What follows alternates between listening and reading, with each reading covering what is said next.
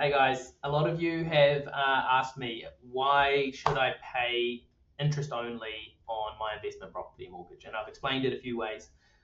So firstly, investment property interest is paid with pre-tax dollars. So what does that mean? That's a tax-advantaged interest to be paying. Owner-occupied interest is paid with post-tax dollars. So you have your pay from your work, the government takes their tax, and then you pay that interest. Whereas with the investment property, you pay your interest, then you get your rent, and you take your interest off of your rent and you pay tax on the difference. So that's explanation number one. But it's nice to see this in an explainer, and I'm also going to talk about investments as well. So many investments outperform your mortgage rate and are more tax advantaged. So let's jump into it. So I think paying interest only on an investment property rather than an owner occupied is pretty self-explanatory. We want to pay off our owner occupied first. I'll do a separate video on that if that's not, if anyone has any questions on that. But for the paying interest only on your investment property when you don't have a owner occupied mortgage, that's what this video is about. So I built a model. It took me ages. I've been meaning to make this video for ages, so very sorry. I built a model to explain it. So we're assuming a 5% interest rate, which is the most common interest rate at the moment, just under 5%, and it's typically like the 30-year average.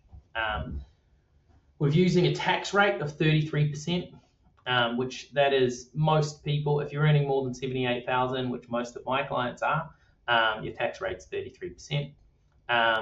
And so that gives us an after-tax return on your principal. So if you were to spend your spare cash on principal, the return from that you're going to get is 3.35%. Now, the other option for you to spend your spare cash on is an investment. So if we assume an investment rate of return of 8% and a better tax rate, like a PI tax scheme, which we can look at these, there's lots of different PI investments, PI funds, of 28%, your after-tax return on investment is 5.76. Now, that's probably conservative 8. You could get 9.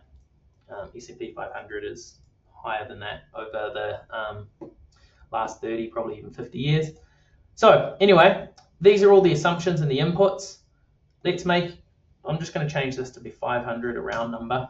So if you pay 500 per week in principal off of your mortgage, that is going to get you a return on that 500 that you're putting in. In the first month, it's going to save you $1.40 in interest, that's an after-tax return saving, which is basically the 500 times the rate of return divided by 12 months. And then we're totaling it over here.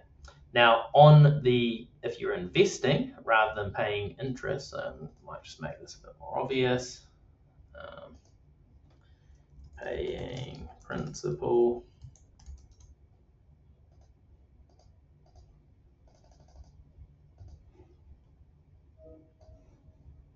and paying interest. No, investing.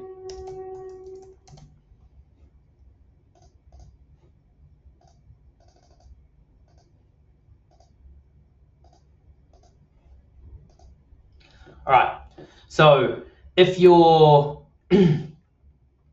investing that $500, the first month you get a return of $2.40. Doesn't seem that much at this stage. Trust me, it gets better. Which is the same calculation, basically the after-tax return on investment divided by 12 months. So then we start stacking these and we start getting a better cumulative return on our investment. So after year one, your return is $190 on investing versus $110 on paying principal, so a difference of 80. Now, after 10 years, you've made a $21,000 return rather than $11,000 return by paying off your principal.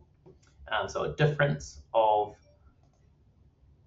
9,914. Still not that exciting. Let's go over 30 years. You've made a return of 302,000 versus 130,000. So a difference of 171,000. So if you're 35 and you can make this move of paying 500 less of principal or for the next 30 years and getting an 8% return, that is going to be worth to you $171,000 according to this model over 30 years. Now, these things can get better, right? Because if you're a high income earner, there's not a whole lot of my customers who are earning 180K plus, so we won't do that.